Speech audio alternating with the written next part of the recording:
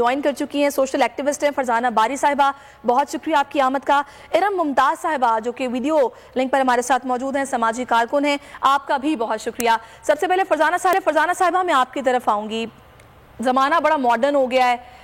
اب وہ دور نہیں رہا جو پہلے ہوا کرتا تھا، ٹیکنالوجی نے اتنا انسان کو آگے پہنچا دیا، لیکن آج بھی ہمارے ملک میں ہم یہ صورتحال دیکھتے ہیں کہ خواتین کو اپنے حقوق کے لیے باہر نکلنا پڑ رہا ہے، اور یہ وہی معاشرہ ہے جس میں ہم آئے روز ریپ کے کیسز رپورٹ ہوتے دیکھتے ہیں، خواتین اپنے شوہروں سے پٹتی ہیں، ان کے بچے ان سے چھین لیے جاتے ہیں، سسرال والے ان کو تنگ کرتے ہیں۔ کیوں ایسا ہے کہ آج بھی خواتین وہی ظلم برداشت کرتی آ رہی ہیں جو کئی پہلے تھا، جب تعلیم اس طریقے سے اتنی عام نہیں تھی اتنی اب ہے؟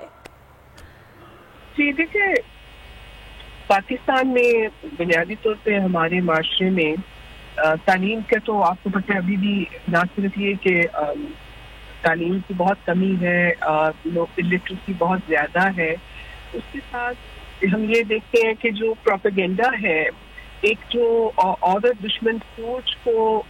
پروموٹ کرنے والے جو لوگ ہیں جو پروپیگنڈا کرتے ہیں، وہ گروہ تو چھوٹے ہیں لیکن ان کی نیوٹرل پاور بہت زیادہ ہے۔ آپ دیکھیں کہ وہ انہوں نے عورت مارچ کے حوالے سے بھی ایک پروپیگنڈا، ایک جو نیگیٹو چیز ہے، ایک منفی حوالے سے جب عورت اپنی آزادی کی بات کرتی ہے، اپنے حق کی بات کرتی ہے، تو وہ انہوں نے اس کے حوالے سے یہ ایک نیگیٹو پروپیگنڈا شروع کیا ہے کہ یہ ویسٹرنائز عورتیں ہیں اور یہ کوئی مادر قدر آزادی نہیں ہے، جبکہ ہر عورت مارچ کے منشور میں بنیادی جو عورت کے حقوق ہیں، تعلیم کا حق ہے، صحت کا حق ہے، روزگار کا حق، تشدد سے پاک معاشرے کا اور حق، اور پھر یہ کہ وراثت میں جو ان کے جو ہمارے کانسٹیٹیوشنل رائٹس ہیں، جو ہمارے اسلام نے بھی ہمیں وہ رائٹس دیے، اس کے اوپر بات ہوتی ہے۔ لیکن میں سمجھتی ہوں کہ یہ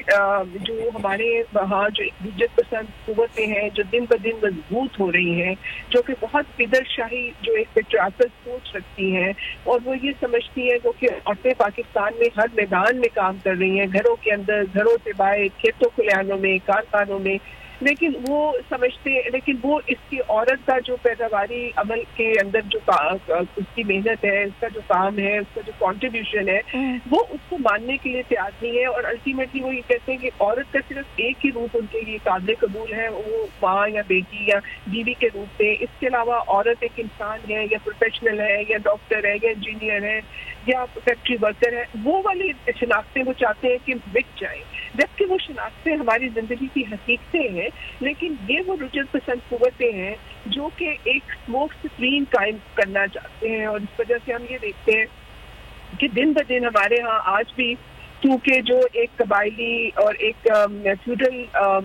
میں سمجھتی ہوں کہ سوچ ہے، وہ آج بھی قائم ہے، جس میں عورت کا ملکیت کا تصور، کہ عورت مرد کی ملکیت ہے، اس کی جاگیر ہے، یہ تصور آج بھی بہت زیادہ ہمارے معاشرے کے۔ لیکن ہم یہ دیکھ رہے ہیں فرزانہ صاحبہ کہ وقت کے ساتھ ساتھ اس طرح کی جو این جی اوز جو کہ کام کر رہی ہیں اور اس طرح کی تحریک جو چلائی جاتی ہیں وہ تناور ہو رہی ہیں، اب عورتوں کی آواز کو سنا جاتا ہے۔ ارم ممتاز صاحبہ، آپ میری بات سے کتنی متفق ہیں؟ اور دوسرا مجھے یہ بتائے گا کہ یہ کیوں ٹیگ لگا دیا جاتا ہے ویسٹرنائزڈ عورتیں یا پھر لبرل عورتیں؟ جو ایک لبرل عورت ہے وہ بھی اسی حق کی بات کر رہی ہے، اور ایک دوسری جو عام گھر میں رہنے والی عورت ہے وہ بھی اسی حق کی بات کر رہی ہے، تو پھر اختلاف کیوں؟ دیکھیں، اس بات یہی ہے، وہ آپ جو بات کر رہی ہیں کہ دیکھیں پاکستان کی عورت جو ہے نا وہ بیدار ہے، اور آپ جس سے میں نے کہا کہ اگر آپ دیکھیں کہ ہر کوئی عورت شاید آپ کو ملے گی جو بہت شاید ایلیٹ جو کام ہے، ورنہ ہر عورت مڈل کلاس کی بھی، ورکنگ کلاس کی بھی، دیہی علاقوں میں عورتیں کام کر رہی ہیں، وہ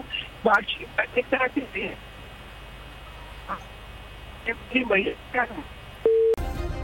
سبسکرائب کریں اور بیل دبائیں تاکہ کوئی خبر رہ نہ جائے۔